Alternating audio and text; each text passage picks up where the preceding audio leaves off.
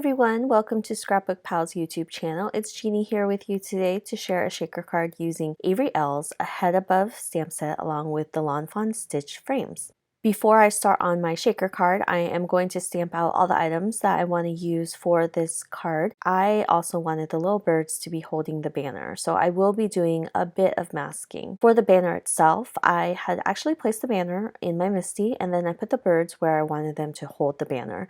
And then I picked up the birds in my MISTI and removed the banner, and that way the birds are perfectly placed so I can stamp the banner right behind them. So anything that you want to look like it's in the front, you will stamp those images out first. So I wanted the birds to be in front of the banner holding it, so I stamped them first.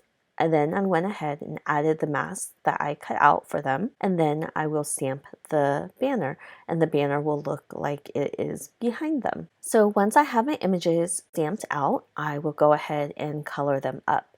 Like most of my videos, I do color with Copic markers. They're what I'm comfortable with, and I am using about 2 to 4 Copic markers for each of the critters, depending on the size of the area.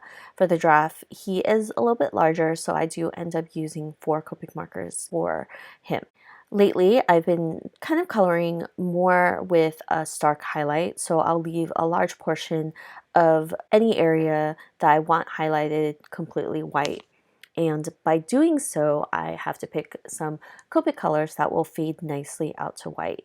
So I've been playing around with this technique and I really like it. Some areas are a little bit more obvious than others. The giraffe's head and part of his body has this stark white highlight, and I think you'll see it more obviously with the birthday cake and the banner where I leave an obvious white highlight. But in doing so, it creates a little bit more dimension than I usually do. For my coloring, I usually blend out the entire area, and you can choose to do so if this is not something that you're comfortable with. I realized that in Copic coloring, it kind of looks funny when you stare at it directly, but once you take photos, it's kind of cool because not everyone's going to see those harsh lines, and it really focuses your attention on that highlight, and it gives those animals a little bit more dimension than what you would normally have if you were to color up the entire body with the lightest color. And I do tend to do that if I'm uncomfortable with the color choices I choose, but I've become pretty comfortable with the color selection that I use for this particular card. So that's why I'm coloring this way.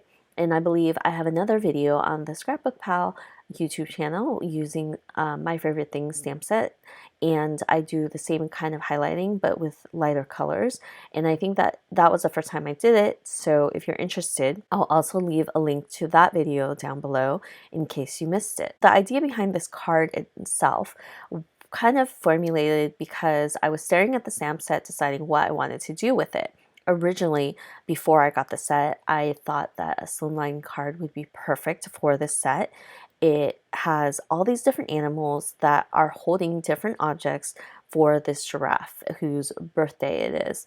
So there's a couple other critters that are holding balloons and a present, and I just fell in love with this adorable mouse that's holding this huge birthday cake for his largest friend, which is the giraffe. And I thought that it was just such a cute duel that I wanted to use just them together on a card. And a slimline card kind of has more real estate.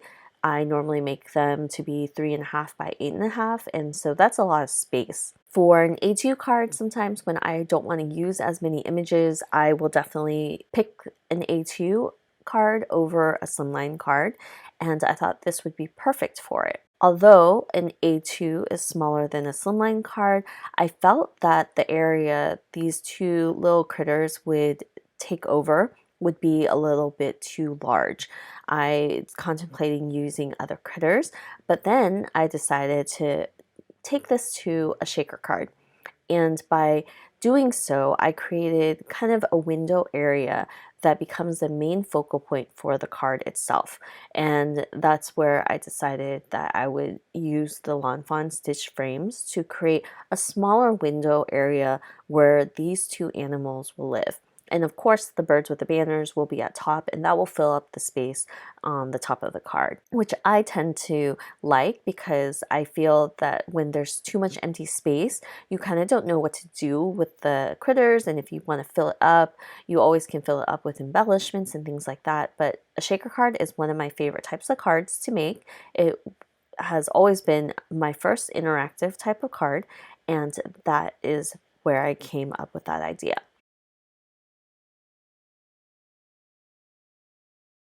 For the background itself, I really wanted colors that I used for coloring up the critters to be incorporated. So I went with speckled egg, worn lipstick, and seedless preserves. And I'm not really sure why I picked this combo. I thought it was just something that I hadn't really done before, and it went well together.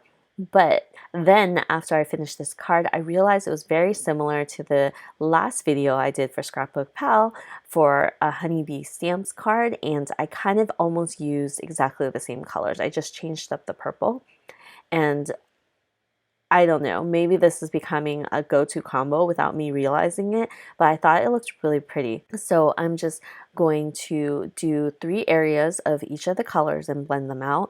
Since they're Distress Oxide inks, they are very chalky, they're very smooth, they blend together in a very creamy way. I also wanted to add additional interest to the background itself, and this is where water comes into play. So even though you might not get the perfect blend with Distress Oxide inks or Distress inks, you can always add splatter to it, and it kind of takes away your focus on whether it is or isn't blended perfectly. So I really thought the white splatter would really kind of just add that additional interest. I also thought that I would add a little bit of metallic gold paint, and I splattered it everywhere. It's really hard to see on the card unless you look really closely, but in person, if you move it around, it has that shine. So originally I was going to use the Lawn Fawn stitch frames to create a really bold frame for the shaker. And when I had cut it, I realized that if I flipped the frame, it would kind of add that extra interest. So we have the purple, the red, and then the blue. And then if we flip the frame, the blue area would be at the top, and it will be distinct enough that you know that this is a little window. So what I did was I placed everything on a piece of A2 cardstock, and then I knew exactly where to put my little window. So I'm going to go ahead and glue that directly onto my card panel and remove everything else. And instead of having the frame pop up on its own, I decided that I was going to create an entire panel with the frame itself and then the outside panel. So I went ahead with some washi tape just to hold it down. I will add some acetate. So I put some Scor-Pal double-sided adhesive all around this little frame, and then I will be adding a piece of acetate. So this will be the window for any of the shaker bits that I'm going to be adding.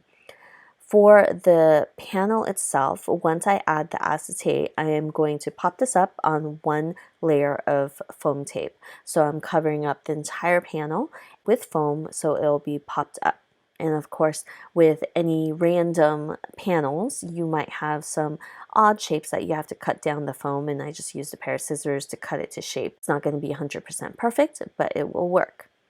For my shaker portion of the card, I will be adding Lawn Fawn's Chunky Glitter, and this is really pretty. I think I ended up adding too much, but it looks really fun moving inside, so I was okay with it, and it kind of added an additional element to the card itself with all that glitter inside. So I added all the critters onto my card panel. So I added the giraffe, the mouse with the birthday cake, and then the birds. And my last touch will be adding the sentiment. So I stamped it out with Versamark ink, added Gina K white embossing powder, and heat set that. For the happy birthday sentiment, it's kind of scripty, so I just went in and fussy cut around because I thought it would be prettier to do that instead of cutting it down into a strip. So once I did that, I adhered it to the card, and then for my second sentiment, I'm going to put it on the bottom area where his legs are. So that is it for today's shaker card. I think it's a really fun one. So I hope you enjoyed it and this gave you some ideas to use for this stamp set. So I'll see you guys next time. Bye!